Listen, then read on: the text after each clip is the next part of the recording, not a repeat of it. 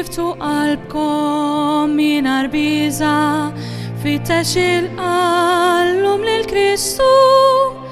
Kristu intalibek tajtna rebħa ta' kull żmien, dak tal-ħajja fuq il-mewt, dik tal-maħfra fuq id-dmur.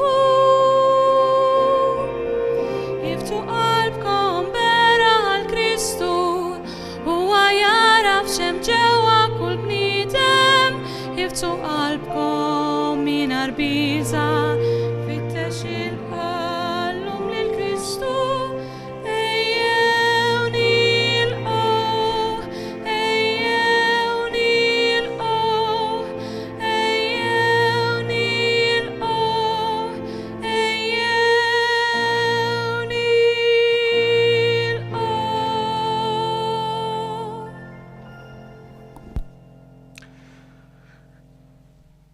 Insellmilkom minn din il-Knisja Katedrali, nitlobkom biex nagħmlu l-ħila kollha tagħna.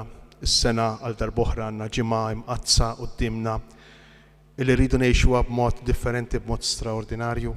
Ejjew nippruvaw niġbru l-menti tagħna, il-moħħ tagħna, l-qalb tagħna, nippruvaw nagħmlu ftit spazju fina, madwarna, b'tali mod li nkunu nistgħu ngħixu ċ-ċelebrazzjoni. Nippruvaw nikkonċentraw kemm nistgħu fuq dak li qegħdin naraw u qegħdin nisimgħu. Fl-isem tal-Missier u tal-Iben u tal-Ispiritu Santu. Amen. Il-paċi magħkom. Ħuti eżies, sa mill-bidu tar-Randan imqaddes aħna ħejjejna l-qlub tagħna b'mejjel ta' ndiema u mħabba. Illum inġbarna hawn flimkien biex mal-Knisja kollha nagħtu bidu għaċ-ċelebrazzjoni tal-Għid tal-Mulej. Jiġifieri l-misteru tal-passjoni ta' Sidna Ġesu Kristu u tal-qawmin tiegħu mill-imwiet. Kien għalhekk li Ġesu daħal Ġerusalemm biex itemm dan il-misteru. Għalhekk fidi sħiħa u b'qalbna kollha inġeddu t-tifkira ta' din id-daħla għas-salvazzjoni tagħna. Nimxu wara l-mulej biex għall-grazzja ta' Alla nissieħbu ma' Kristu fit-tbatija u s-salib tiegħu ħalli jkollna wkoll semm miegħu fil-qawmien għall-ħajja. Nitolbu. U Alla ta' dejjem li tista' kollox, bil-barka tiegħek qaddes dawn il-frijej.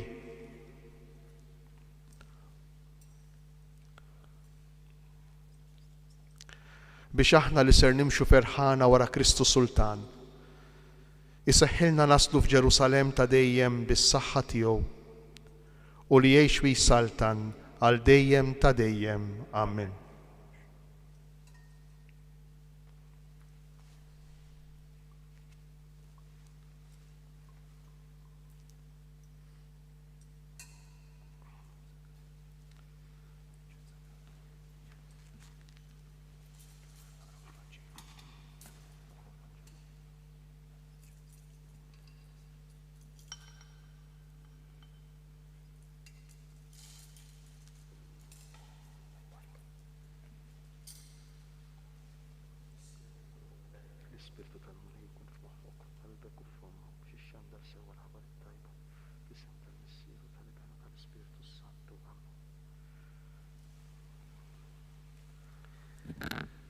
Il-mulej magħkom.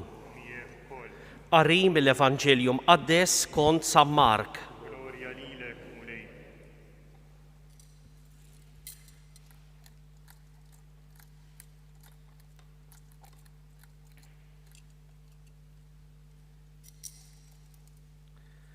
X'inwasslu qrib Ġerusalemm quddiem Betfaġe u Betanja ħdejn il-għolja taż-Żebbuġ, Ġesu bagħat tnejn mid-dixxiepli tiegħu u qalilhom: morru fir-raħal li hemm biswietkom u kif taslu hemmhekk issibu felu marbut li ħadd qatt għadu ma rikeb fuqu.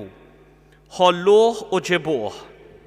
Jekk xi ħadd jistaqsikom dan kif qegħdin tagħmluh, għejdulu il-mulej jeħtieġu u malajr jerġa' jibgħatu hawn. Marru u sabu felu marbut ħdejn bieb barra fit-triq u ħallewh. Xi wħud minn dawk li kienu hemm qalulhom: x'intom tħolluh tagħmlu dak il-felu? Huma weġbuhom kif kien qalilhom Ġesu u dawk ħallewhom jagħmlu. Ħadu il-felu lil Ġesu, edu l-imnatar tagħhom fuq il-felu u Ġesu rikeb fuqu. U bosta nies firxu fi triq l-imnatar tagħhom u oħrajn xi frijej ħodor li kienu qatgħu mill-għeliqi. U kemm dawk li kienu miexxa quddiem u kemm dawk li kienu miexxa wara bdew jgħidu Osanna, imbierek min ġej f'isem il-mulej, imbierka s-saltna li ġejja ta' David missierna, Osanna fl-ola ta' smewiet. Il-kelma tal-mulej, tifħir lilek Kristu.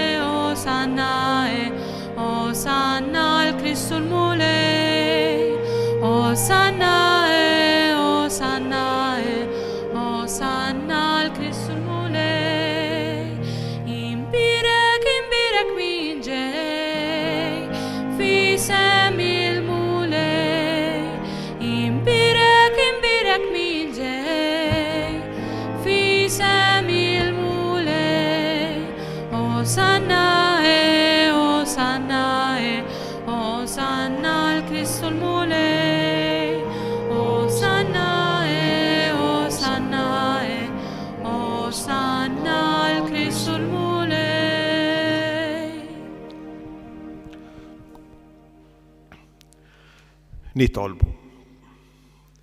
O Alla ta' dejjem li tista' kollox, int lilna l-bnedmin tajtna eżempju ta' umiltà, meta rid li s-Salvatur tagħna isir bniedem bħalna u jieħu l-mewt tas-salib. Fil-ħnina tiegħek għatina li s-sabar tiegħu ikun ta' tagħlim għalina u li jistħoq ilna nissieħbu miegħu fil-qawmiena l-ħajja. Bibnek Ġesu Kristu Sidna li hu Alla u miegħek jgħix u jsaltan flimkien mal-Ispirtu Santu għal dejjem ta' dejjem. Amen.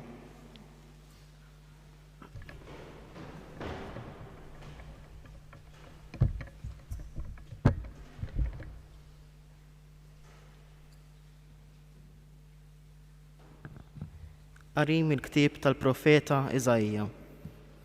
Sidi l-mulej tan il-sin ta' wieħed jitgħallem biex narraf nejn lill-lajjin b'xi kelma. Ta' kull filgħodu jqajjimni l-widinti biex nisma' bħal wieħed jitgħallem.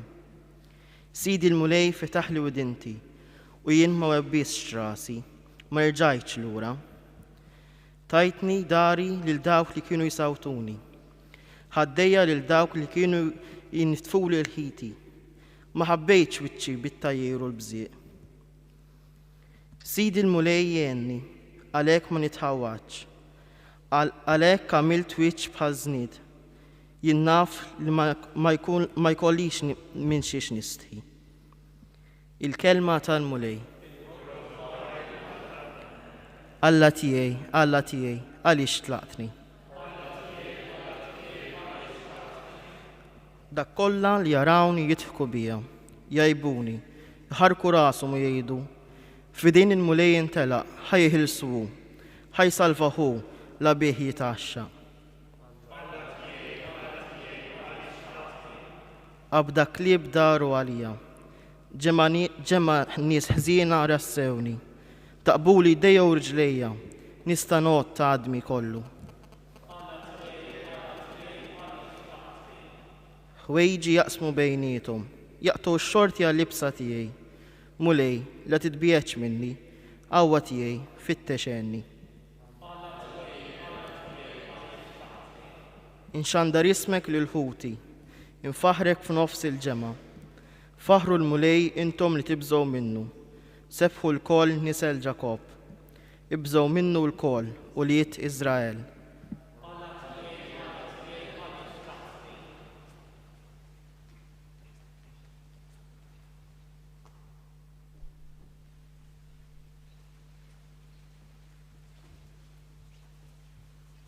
It-tieni qari mill-ittra ta' San Pawla Apostlu lil Filippin. Ġesu Kristu li qatt li kellu natura ta' Alla ma qatx ifittex tiegħu li hu daqs Alla, iżda xejjen lilu nnifsu billi ħan natura tal-sir. Sar jixbaħ lil bnedmin u der minn barra bħala bniedem. ċekkel lilu nnifsu billi jobda sal-mewt, anzi sal-mewt tas-salib. Għalhekk kallu li ħsas mewwiet u żejnu bl-isem li hu fuq kull isem, biex fl-isem ta' Ġesu fis-sema, fl-art u f'iħl-art, iħlejja kollha jinżlu għall-kubtejhom u kull ilsien jistqar Ġesu Kristu l-mulej għall-glorja ta' Alla l-Missier. Il-kelma tal-mulej.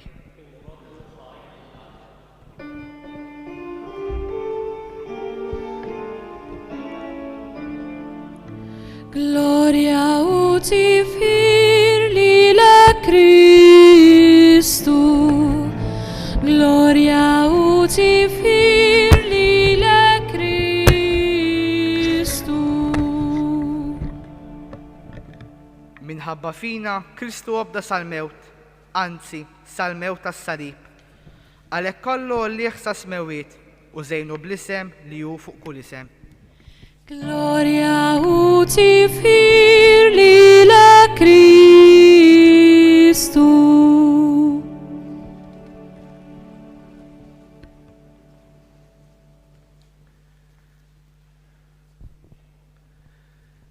Il-passjoni ta' Siedna Ġesu Kristu skont San Mark.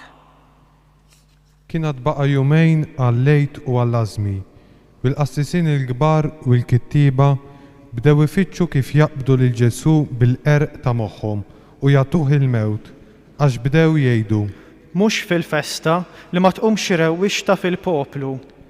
Ġesu kien jiet jiekol għand xmun il-lebrus f'Betanja. Daħlet mara b'vażett tal-alabastru biż-żejt ifuħ ta' nard pur, jiswa ħafna.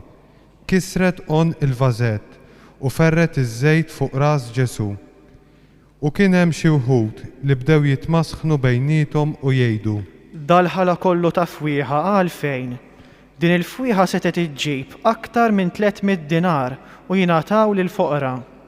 U bdew jeħduha magħha.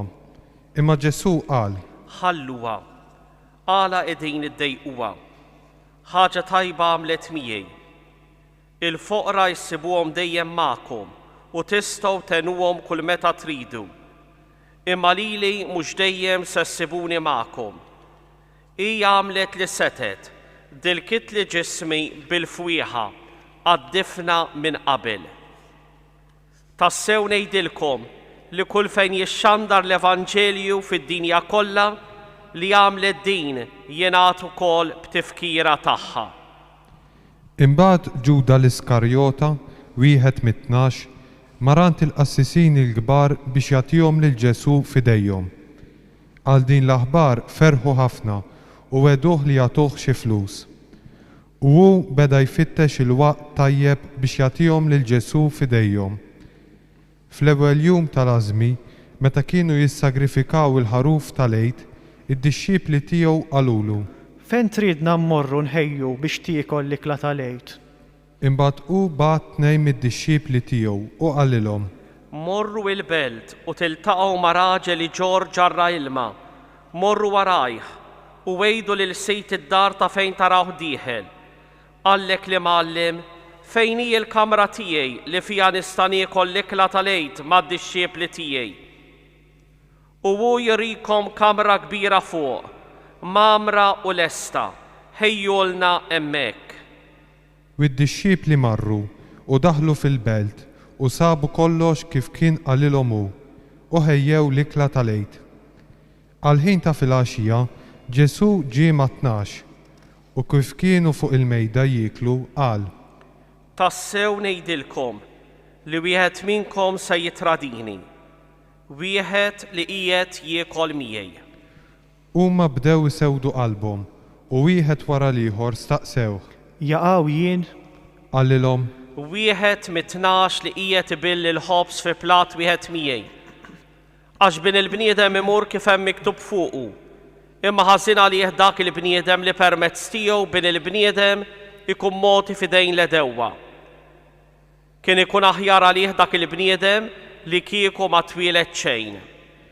Huma u jieklu ħal-ħobs f'idejh qal il-barka, qasmu, newwilulhom u qal: Ħudu danu ġismi.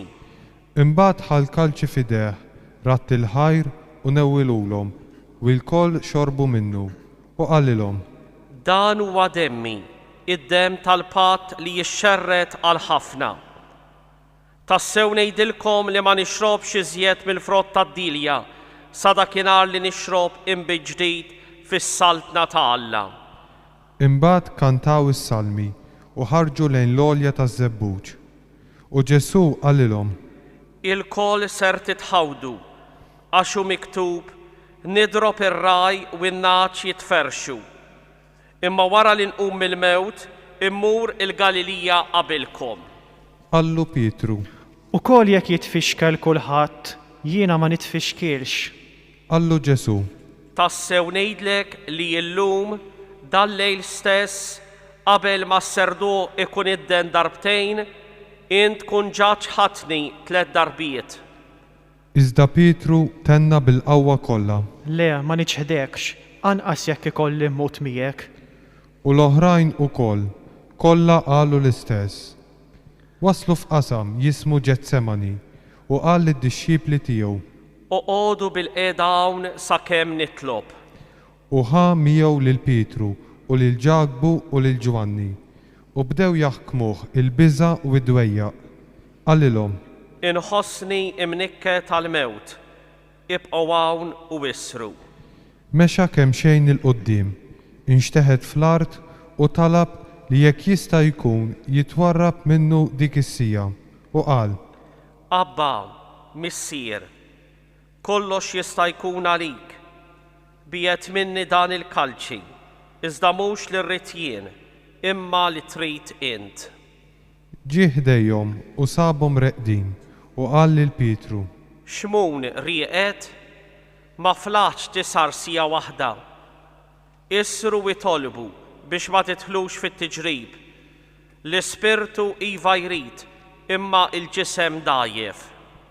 U reġa' mar u tenna l-istess talba.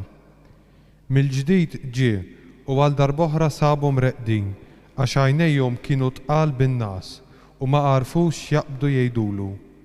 Ġie għat-tielet darba u qalilhom: Torqdu issa u tistrieħu biżżejjed.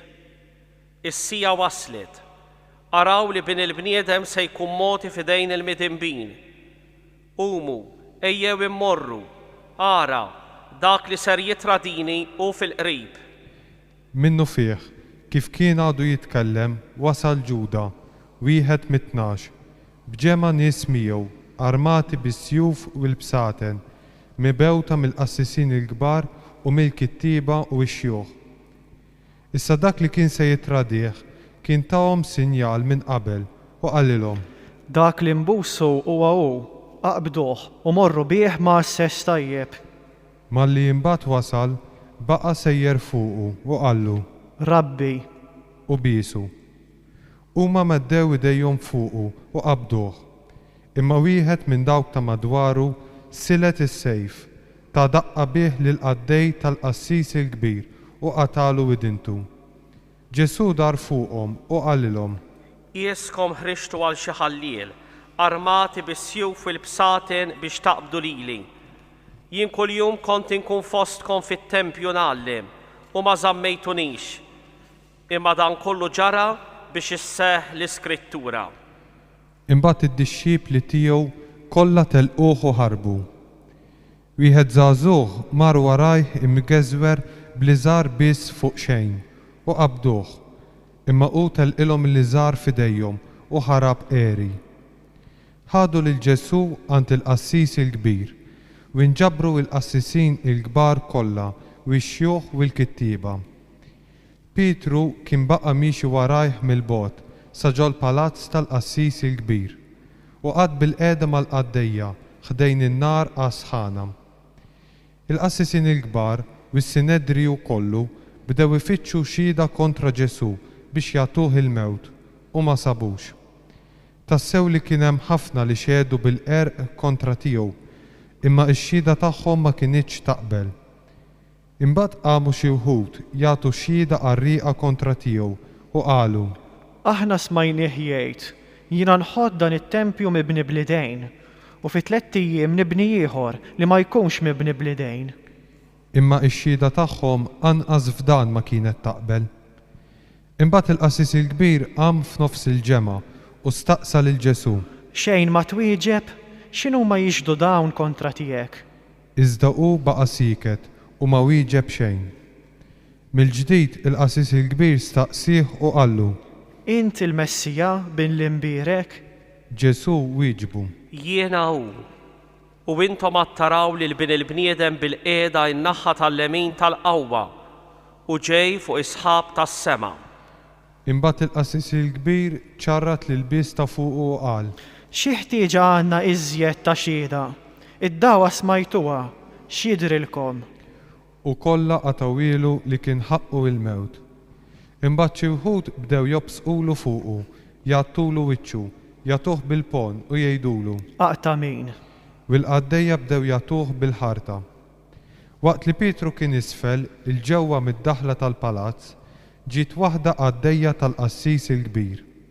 Kif rat lil Pietru hija tasħana, waħlet għajnejja fuqu u qaltlu: Int ukoll kont ma' Ġesu ta' Nażarett? Imma hu ċaħad u qal: Ma nafx minix nifhem x'inti tgħid. U ħareġ il-barra fid-daħla tal-palazz. U s-serduk idden. Il-qaddejja ratu u reġgħet bdiet tgħid lil dawk li kienu hemm: Dan wieħed minnhom. U mill-ġdid ċaħad. Wara ftit dawk li kienu ħdeh reġgħu qalu lil Pietru: Tassew, int wieħed minnhom, għax int ukoll mill-Galilija. Imbagħad qabad jisħet lilu nnifsu u jaħlef: Jiena ma nafux lil dan il-bniedem li qegħdin issemmu. Minnu fih is-serduk idden għat-tieni darba. Pietru ftakar fil-kelma li kien qallu Ġesu: Qabel is-serduk jidher darbtejn, inti titxħadni 3 darbiet, u infex jibki. Filgħodu kmieni il-qassisin il-kbar iltaqgħu malajr max-xjuħ u mal-kittiba u mas-Sinedriju kollu biex jiftehmu bejniethom. Imbagħad rabtu lil Ġesu, ħaduh u tawh f'idejn Pilatu. Pilatu staqsih: Inti is-Sultan tal-Lut? U hu wieġeb u qallu: Int qiegħed tgħidu. Il-qassisin il-kbar bdew jeqelgħu ħafna akkużi kontra tiegħu. Iżda Pilatu reġa' staqsih: Ma twieġeb xejn? Ara kemm akkużi qegħdin iġibu kontra tiegħek. Imma Ġesu ma wieġeb xejn iżjed, hekk li Pilatu baqa' mistaġeb. F'nar ta' festa kien jitilqilhom wieħed ħabsi lil dak li kienu jitolbu huma. Issa fil-ħabs kien hemm wieħed jismu Barabba, arrestat flimkien max-xewwiexa li fir-rewwixta kienu qatlu lil xi ħadd. In-nies telgħu u bdew jitolbuh jagħmel kif kien jagħmlilhom dejjem. Qabad Pilatu u qalilhom: Tridux nitilqilkom is-Sultan tal-Lut. Għax hu għaraf tajjeb li l-qassisin il-kbar kienu tawh lil Ġesu f'idejh minħabba lejra.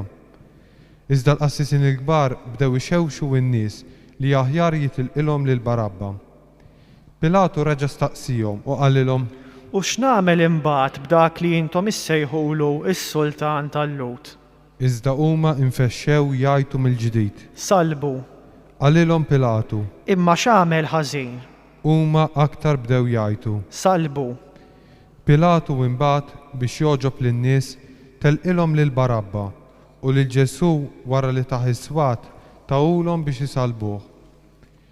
Is-soldati ħaduh magħhom ġewwa fil-palazz, jiġifieri il-pretorju, u sejħu ir-reġiment kollu.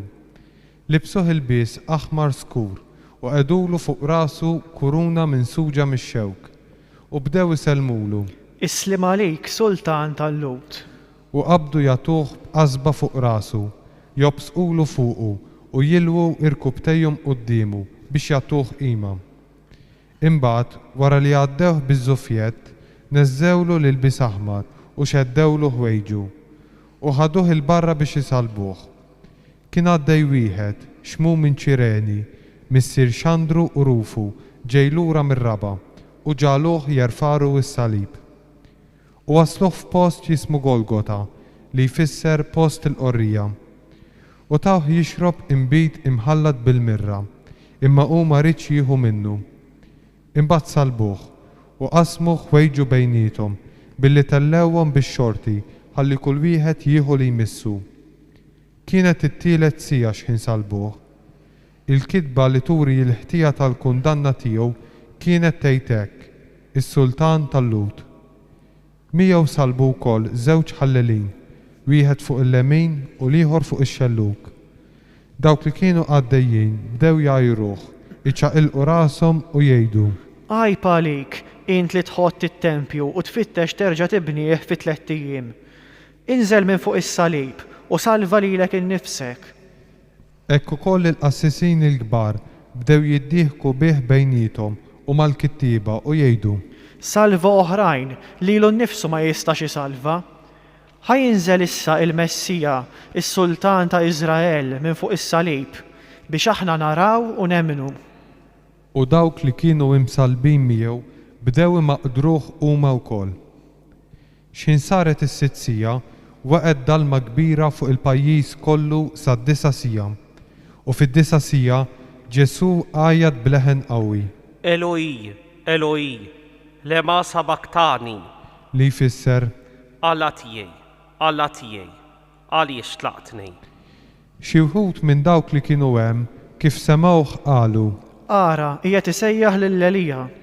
U mar wieħed jiġri ixappab sponża bl-imbit qares, waħħala f'tarf ta' qasba u taħ jixrob fil-waqt li qal: Stennew ħanaraw jiġi Elija jniżlu.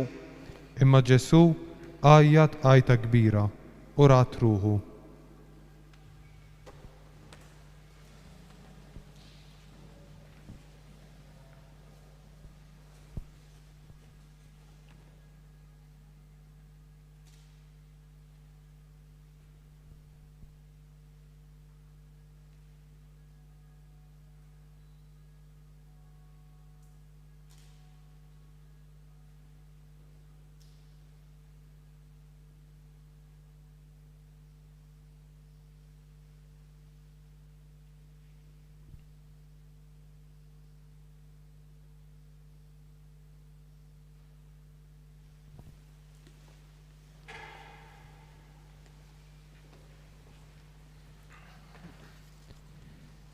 U l-portiera tas-santwarju iċċartet fit-tnejn minn fuq s'isfel.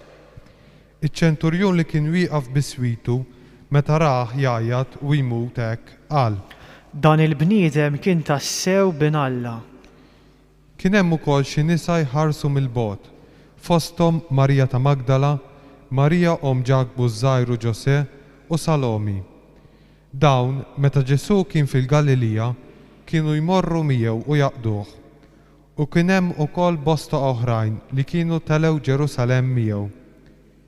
Kien ġa sar fil-għaxija u billi kien jum it-tħejjija, jiġifieri lejlet is-sibt, Giuseppe minn Arimatija, membru magħruf tal-Kunsill li hu wkoll kien jistenna s-saltna ta' Alla, għamel il-ħila, daħal quddiem Pilatu u talbu l-ġisem ta' Ġesu.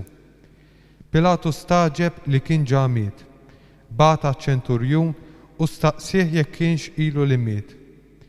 Meta mbagħad sar jaf mingħand iċ-ċenturjun ta' il-ġisem ta' Ġesu lil Giuseppi u dan xtara l-iżgħar tal-għażel, niżżel il-Ġesu mis-salib, kefnu fil-iżgħar u qiegħdu f'qabar imħaffer fil-blat.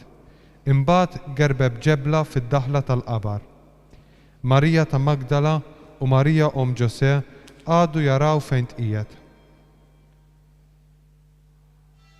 Il-kelma tal-mulej. Tifili lilek Kristu.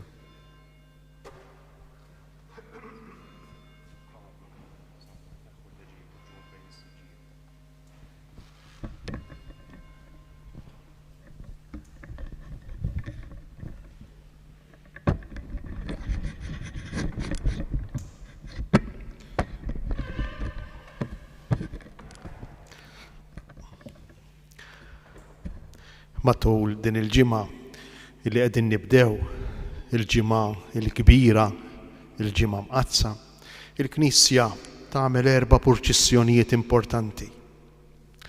L-ewwel waħda supposta minni għallum nagħmluha fl-immaġinazzjoni tagħna, nimxu wara Ġesu inxejru il-palm deħlin lejn Ġerusalem. It-tieni purċissjoni importanti hija dik bl-Ewkaristija lejn l-artal tar-ripożizzjoni lejn is-sepolkru. It-tielet purċissjoni importanti hija b'Ġesu imsallab. Inqimu l-għoda tas-salib fil-jum tal-mewt ta' Ġesu fil-ġimgħa l-kbira. U l-aħħar purċissjoni hija dik bid-dawl bil-blandun meta ferħanin mimlijin bit-tama ngħixu l-esperjenza qawwija, ngħixu l-aħbar it-tajba tal-qawmin mill-imwiet. Illum għamilna l-ewwel purċissjoni almenu fl-immaġinazzjoni minħabba l-fatt li s-sena wkoll aħna limitati u ma nistgħux nipparteċipaw fiżikament, nipparteċipaw bl-ispirtu u bil-mezzi ta' komunikazzjoni. Imma l-purċissjoni tal-lum għandha tifsira fundamentali, importanti. Aħna il-Kristjani, aħna l-insara, aħna d-dixxiepli ta' Ġesu, aħna li nemnu f'Ġesu, li nħobbu lil Ġesu, naqbdu l-istess triq ta' Ġesu, nimxu it-triq ta' Ġesu, nimxu wara Ġesu. U fejn aħna sejrejn, fejn immorru, jekk aħna nimxu wara l-imgħallem tagħna, wara l-mulej tagħna. Jekk aħna nimxu wara Ġesu, immorru biex nirċievu doni kbar. Immorru biex nagħmlu esperjenza tal-imħabba infinita illi Alla għandu għalina, muri għalilna fil-mewt, fil-batija, fil-mewt ta' Ġesu. Motija lilna fil-ħobs u fl-imbejt, fl-Ewkaristija. Daqshekk iħobbni Alla, daqshekk iħobbok Alla, li lest li jmut għalik, li lest li jagħti lill-ibnu għalik. U għalhekk verament nimxu, niġġru u ngħidu bil-ferħ illum ma dawk il-lowt minn Betfaġe sa Ġerusalem. Aħna wkoll nimxu wara Ġesu bil-ħeġġa ta' qalbna, anki minn ġodjarna, bl-imħabba tagħna, biex nagħmlu din l-esperjenza. Aħna wkoll inħejju qalbna, nħejju ruħna biex matul din il-ġimgħa nirċievu, mhux nagħtu, mhux nagħmlu, imma nirċievu imħabba kbira, imħabba li qatt ma nstemet bħala. Alla li jagħtina lilu nnifsu fil-persuna ta' Ġesu. Sagrament li għadna ngħixuh illum fl-Ewkaristija, sinjal ħaj, sinjal reali li l-lum stess għadna ngħixuh permezz tal-Quddisa, permezz taċ-ċelebrazzjoni tal-Ewkaristija. U għalhekk l-Ewkaristija hi fundamentali, hi importanti għalina l-Kristjani. Imbagħad meta aħna nimtlew b'dan il-ferħ, nimtlew b'din l-imħabba li jagħtina Ġesu bil-mewt, bl-Ewkaristija, imbagħad verament niddawlu. Verament il-ħajja tagħna tista' timtela bl-illuminazzjoni. Anki dawk il-kantunieri l-iktar mudlama, hemm fejn hemm il-mart, hemm fejn hemm id-batija, hemm fejn hemm diffikultà fir-relazzjonijiet, hemm fejn hemm problemi ekonomiċi. Anki hemmhekk dan id-dawl ta' Kristu, dan id-dawl ta' Alla li jħobbna jista' jidħol u flimkien minn djarna, din is-sena minn djarna, flimkien nistgħu niċċelebraw lejn għall-ferħ tal-qawmien, mhux tant fl-istatwi, is-sena qegħdin nifhmuha ftit iktar, imma fil-qalb tagħna, fil-familja tagħna, fid-dar tagħna. U x-xogħol tagħna matul din il-ġimgħa x'għandu jkun, din il-ġimgħa li qegħdin nibdew. Jgħidulna tajjeb il-Vanġelu sabiħ li smajna, għalhekk il-Knisja tippreżentalna llum il-passjoni kollha fil-bidu tal-ġimgħa mqazza biex inkunu nafu it-tappi kollha, it-tarġiet kollha li ser ngħixu matul din il-ġimgħa diġà minn qabel.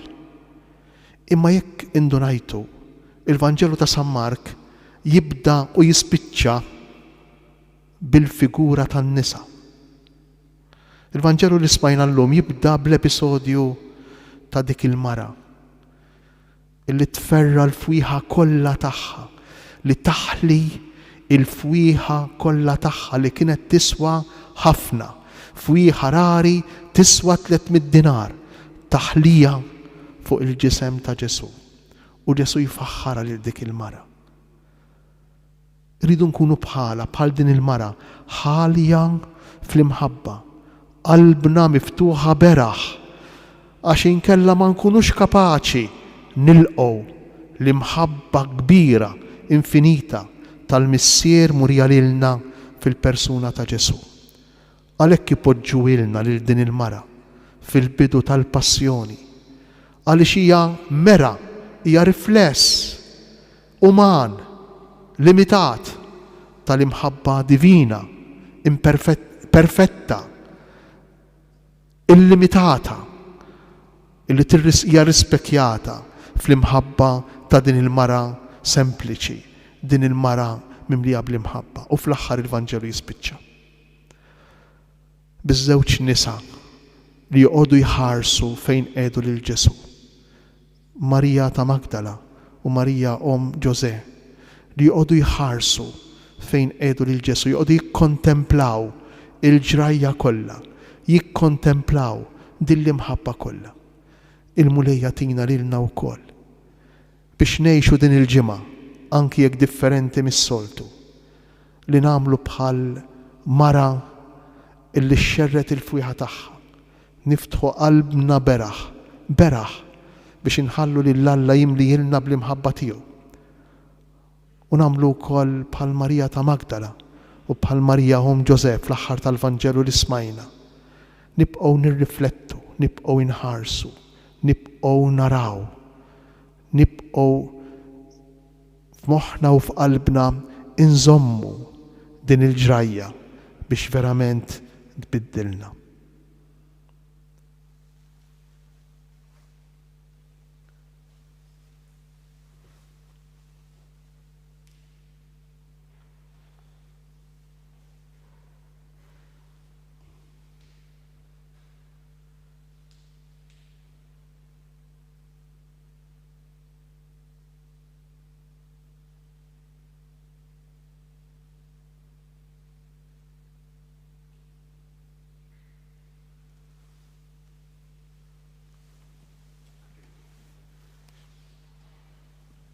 Jiena nemmen falla wieħed il-Missier li jista' kollox li ħalaq is-sema u l-art.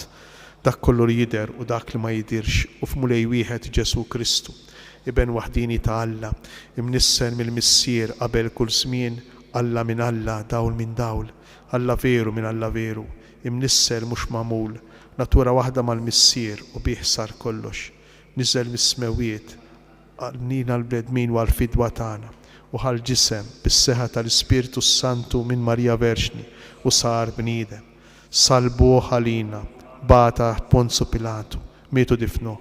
Fit-tielet jum għamil l-imwiet skont il-kotba mqazza u tela s-sema, qiegħed fuq il-lemin tal-Missier u għandu jerġa' jiġi bil-glorja biex jagħmel ħaq mill-ħajjin u mill-mejtin u s-saltna tiegħu ma jkollix tmiem u fl-Ispiritu Santu mulej li jagħti l-ħajja li ġej mill-Missier u mill-liben li hu meqjum imweġġaħ flimkien mal-Missier u mal-liben u li tkellem f'hom il-profeti fi Knisja waħda qaddisa Kattolika Apostolika li stqarma mudija waħda għal maħfra ta' dnubiet li stenna l-qawma mill-imwiet u l-ħajja ta' żmien li ġej. Amen. Aħna niċċelebraw illum il-passjoni tal-Mulej Ġesu u dħul glorjuż tiegħu fil-belt ta' Ġerusalemm. Fiċ-ċokon tagħna nitolbu lil Alla biex aħna li bil-ferħ ilqajna bil-frijaj tal-pan u ż-żebbuġ fidejna lil Kristus Sultan hekk nidhru qudiemu meta jasal il-waqt bidejna mimlija bil-frott ta' imejjel tajba.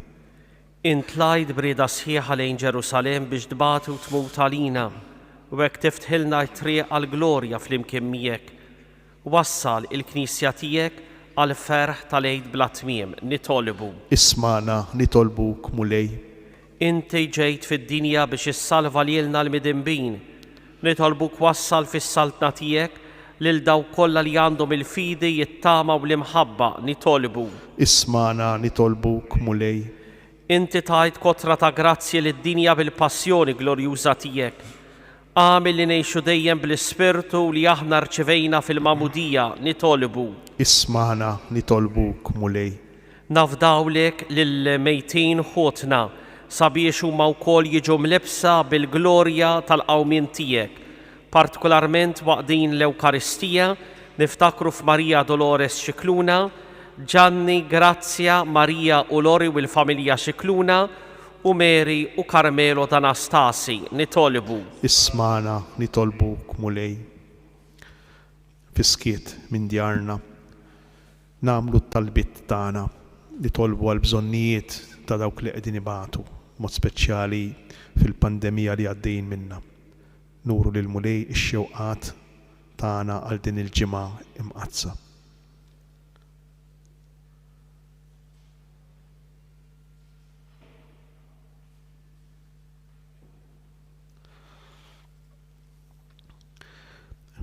Mulej missier qaddis Alla ta' dejjem li tista' kollox, il-qattalb li qed nagħmlulek illum aħna u nagħmlu t-tifkira tal-passjoni ta' ibnek il-għażiż. Għatina li niksbu l-frott sħiħ tagħha bi Kristu Sidna. Amen.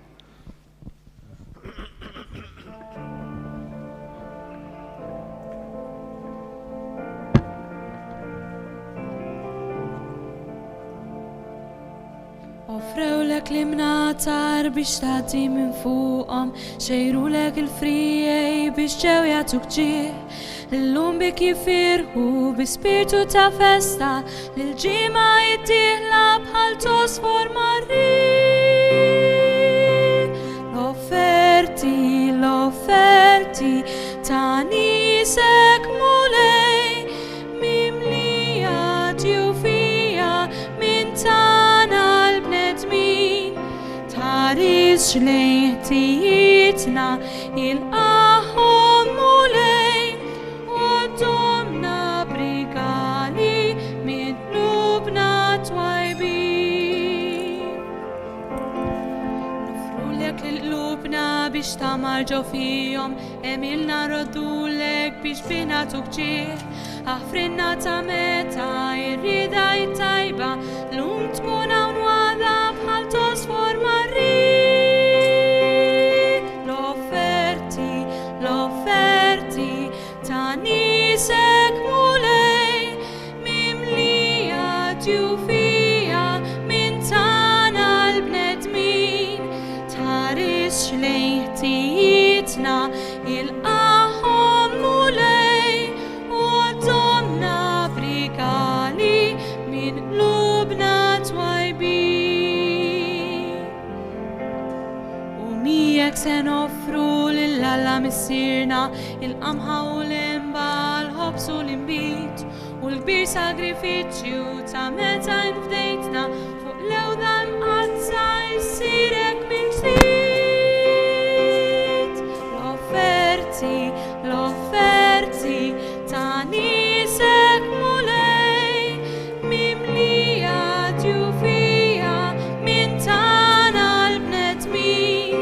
Taris xlejn ħtijitna il-qahom Mulej, u domna brigali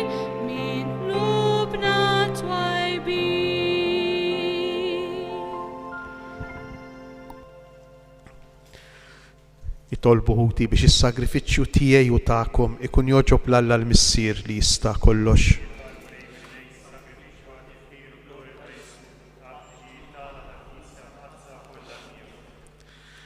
Għal-passjoni ta' ibnek il-waħdini, taffi issa mulej il-korla tiegħek għalina, mhux għax jistħoqilna minħabba xi emil tagħna, iżda bil-qawwa tal-ħnina tiegħek u ta' dan is-sagrifiċċju waħdini li sejrin nofrulek bi Kristu Sidna.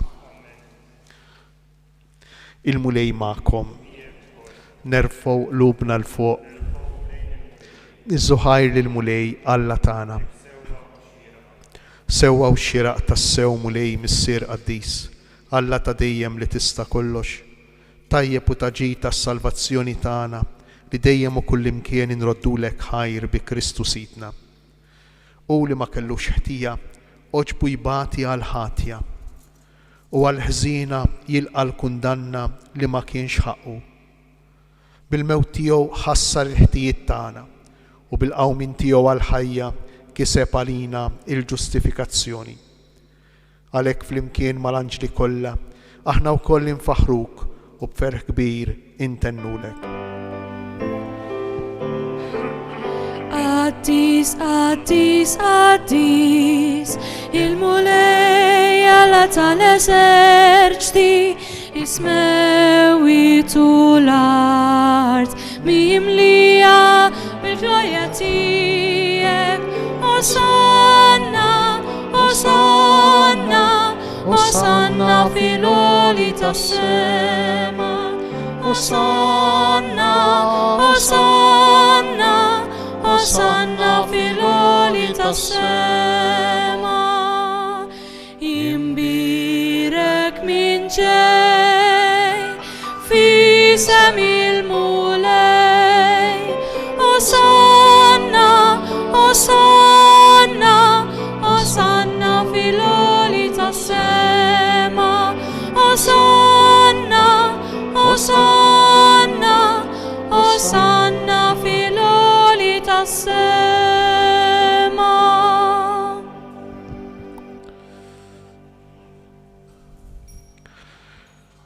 Qaddis tas-sewint mulej u jistħoqlok it-tifħir tal-ħolqien kollu, għax bibnek Ġesu Kristu Sidna u bil-qawwa tal-Ispirtu Santu inti tagħti l-ħajja, kollox tqaddes u tibqa' dejjem tiġbor għalik poplu biex mintluħ ix-xemx sanżula issirlek offerta safja. Għalhekk mulej ġejna quddiemek b'dawn l-offerti biex ikunu konsagrati lilek. Miċċo kontana nitolbuk, qaddishom bl-Ispirtu tiegħek biex isiru il-ġisem u d-dem ta' ibnek Ġesu Kristu Sidna li bi kmandament tiegħu qegħdin niċċelebraw dan il-misteru. Għaxu fil-lejl li fih ingħata għalina ħajl ħobs, ratt il-ħajr, birek, qasam tali d-dixxipli tiegħu u qal: ħudu u kulu il-kol minn dan, għax dan huwa ġismi li jingħata għalikom.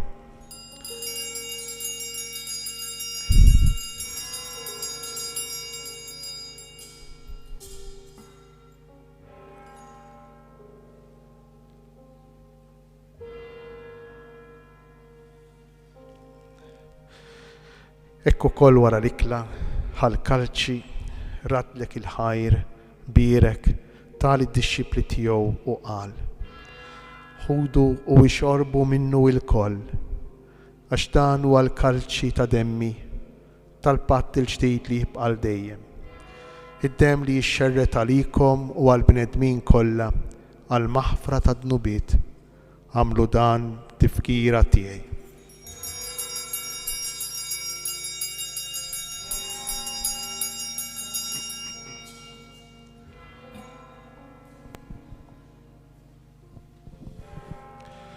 Danu il-misteru tal-fidi. Salvana jinto salvatur ta' dinja, għax bis-salib u l-qawm tiegħek inti fdejtna.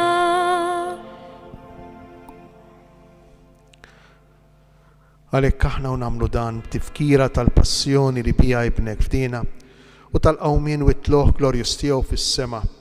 Aħna li qegħdin nistennew u nittamaw it-tieni miġja tiegħu braddi l-ħajr nofrulek dan is-sagrifiċċju ħaj u qaddis. Ħares nitolbuk lejn l-offerta tal-Knisja tiegħek, araf fiha l-vittma li bis-sagrifiċċju tagħha terġa' tħabbibna miegħek. Għamel li aħna li ser nissaħħu bil-ġisem u d-dem ta' ibnek nimtlew bl-Ispirtu qaddis tiegħu u nkunu ġisem wieħed u ruħ waħda fi Kristu. Nitolbuk li hu jagħmel minna offerta li tibqa' l dejjem quddiemek biex inkunu nistgħu niksbu l-wirt mal-magħżulin tiegħek, mal-Verġni Mqazza u Malla Marija, ir-raġel tagħha San Ġusepp, mal-qaddisin kollha li kif nittamaw jidħlu dejjem għalina quddiemek. Għamel nitolbuk mulej li din il-vittma li terġa' tħabbibna miegħek tkun taslim u salvazzjoni għad-dinja kollha. Wettaq fil-fidi u fl-imħabba il-Knisja tiegħek tul il-mixja tagħha fid-dinja. Il-qaddej tiegħek il-Papa Franġisku, lili qaddej tiegħek mingħajr ma jisħoqli, l-Isqof Charles, l-Isqof Joe, l-isqfijiet u l-ministri kollha tiegħek u l-poplu kollu li inti ksibt għalik. Ilqa bit-tieba, it-talb u x-xewqat ta' din il-familja li intritta tinġabar madwarek. Qader missier ħanin lil ulidek kollha kull fejn jinsabu u waqqadhom miegħek il-koll. Ħenna l-ħutna mejtin u għal daw kollha li ħallew din il-ħajja fis-sewwa tiegħek. Daħħalhom fis-saltna tiegħek fejn nittamaw li aħna wkoll qed naslu biex il-koll flimkien nitax u għal dejjem bis-sebħ tiegħek bi Kristu Sidna li bih intfawwar id-dinja b'kull ġid.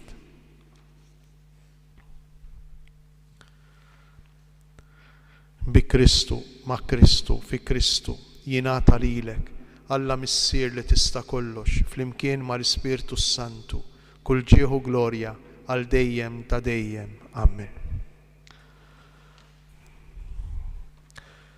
Ejjew nitolbu kif għallimna u ridna nagħmlu li ben ta' Alla għas-salvazzjoni tagħna.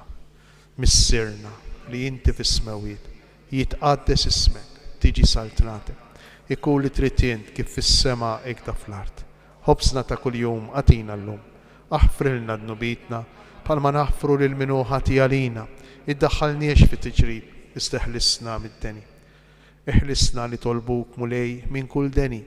Għatina fit-tieba u l-ħnina tiegħek il-paċi fi żminna biex inkunu ħielsa dejjem mid-dnub u imħarsa minn kull inkwiet. Aħna u nistennew u nittamaw lejna u l-miġja tas-Salvatur tagħna Ġesu Kristu.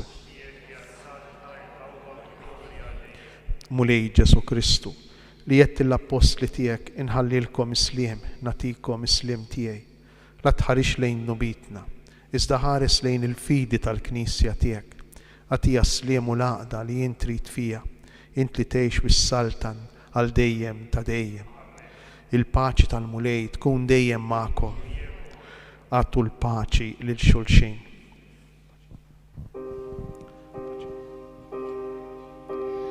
Ħaruf tal-Alla li tneħħid nubit ta' Henna lina, henna lina.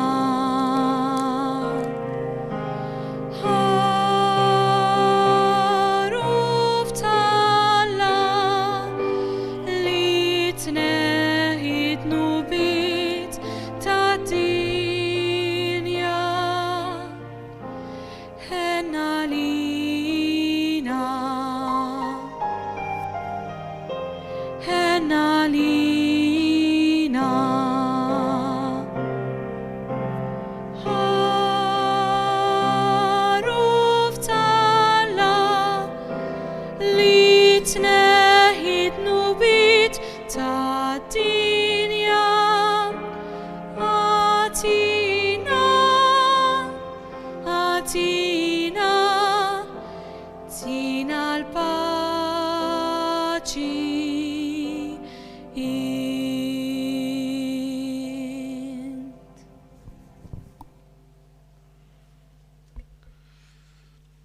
Danu il-ħaruf ta' Alla, danu Ġesu li jerfa' fuqu il-ħtija tagħna. Ħenjin aħna li aħna mistiedna għal din l-ikla tal-ħaruf. Mulej ma jistħoqlix li tidħol taħt is-saqaf tiegħi, iżdejt kelma waħda u ruħi tkun infejja.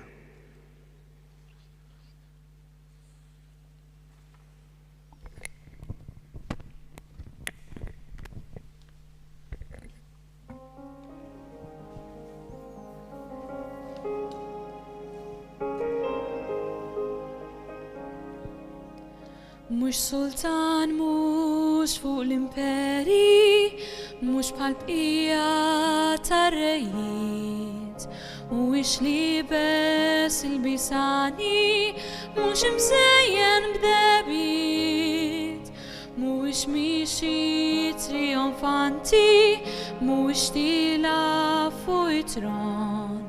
Mhuwiex tieħel fil-palazzi, aktar kibi u għatton, għax li l-mid-daħla tiegħu f'dik il-belt xejn taħmar. Na sultan fi qlubna diħel biex hemm jagħmel tiegħu dar, għax li mill-glorja tiegħu li kisibha bis-salib. Na sultan fi qlubna jammar, tana jrid ikun ħabib.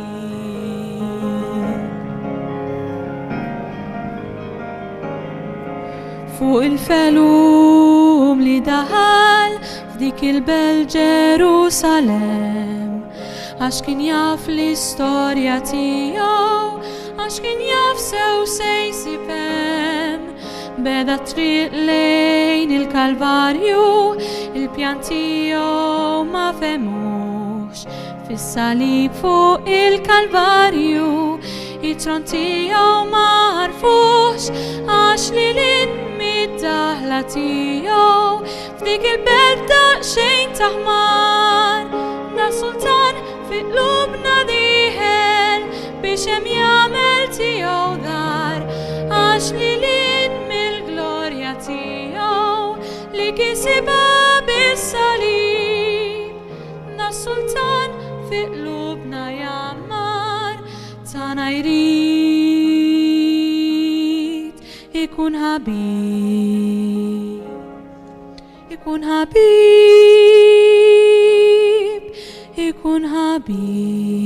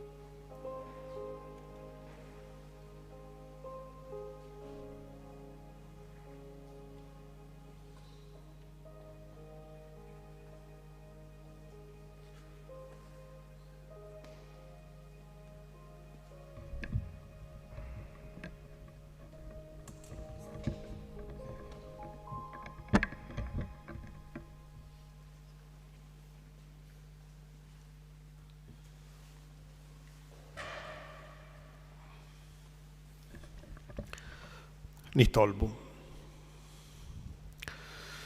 Issa li tqarbilna bid-don qaddis tiegħek fiċ-ċokontana mulej nitolbuk biex bħalma bil-mewt ta' ibnek tajtna t-tama tal-ħwejjeġ li nemnu, hekk ukoll bil-qawmin tiegħu għall-ħajja twassalna l-premju li lejha aħna mixja bi Kristu Sidna. Amen. Fit-tmiem ta' din iċ-ċelebrazzjoni nsellem lilkom illi kontu maqudin magħna għal din l-Ewkaristija, trasmessa diretta minn dan il-Katedral ta' Djoċesi tagħna, inħeġġixkom biex kif qalilna l-isqof nimxu pass pass ma' Kristu din il-ġimgħa. Għandna din id-diffikultà li ma nistgħux inkunu fiżikament preżenti, però jew nagħmlu wissa fil-ħin, fil-ġranet, sabiex dan il-misteru jitwaħħad mal-ħajja tagħna. Partikolarment għal benefiċċju tagħkom f'kull dar mal-bulettin f'dan il-weekend tqassam ktejjeb illi fih hemm talb illi jista' jsir fid-djar tagħna mill-familji. Kemm tkun ħaġa sabiħa kieku aħna bħala familji niġbru lil uliedna u matul din il-ġimgħa kif indikat f'dan il-ktejjeb nagħmlu dawn il-mumenti ta' talb. Jiena żgur illi nkunu qegħdin ngħixu b'mod awtentiku dan il-misteru tal-għid tal-Mulej Ġesu. Dawk illi għal xi raġuni ma ħaslithomx din il-kopja ta' dan il-ktejjeb jistgħu jiġbruh minn dan il-katedral fil-ħinijiet li jkun miftuħ jew inkella issibuh fuq il-Facebook u l-website ta' Djoċesi tagħna, kif ukoll fuq il-website Lajkos. Infakkar li issa l-katedral jerġa' jiftaħ sa nofsinhar u dawk li jixtiequ jistgħu jiġbru l-frijej imbierka ta' żebbuġ. Dawn mhumiex sinjal ta' superstizzjoni, imma dawn biex jitqiegħdu ħdejn iġbija ta' Kristu msallab fid-djar tagħna u fil-postijiet tax-xogħol tagħna. Sinjal li bih aħna rridu nfissru li l-għowda tas-salib hija għajn ta' ħajja, kif jiġdu dawn il-frijej ħodor ta' żebbuġ. Nhar ħamis ix-xirka fil-għaxija fis-seba' jerġa' jkollna l-Ewkaristija tat-tifkira ta' twaqqif tal-Ewkaristija, tkun trasmessa wkoll fuq l-istazzjon Xejk u wara mit-8 il-qudiem il-katedrali kun miftuħ għal dawk li jixtuq jiġu jitolbu fiskiet quddiem l-Ewkaristija fl-altar tar-repożizzjoni.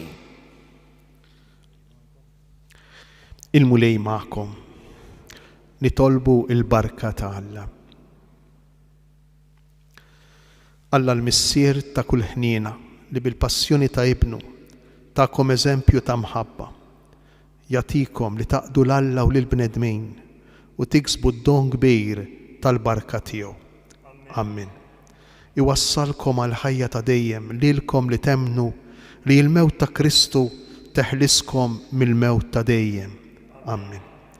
Bħalma timxu fuq l-eżempju tal-umiltà ta' Kristu, hekk il-Mulej isaħibkom miegħu fil-qawmien għal ħajja. Amin. Iberikkom Alla li jista' kollox, il-Missier, l-Iben u l-Ispirtu Santu. Amen. Morru u għejxu fil-paċi ta' Kristu.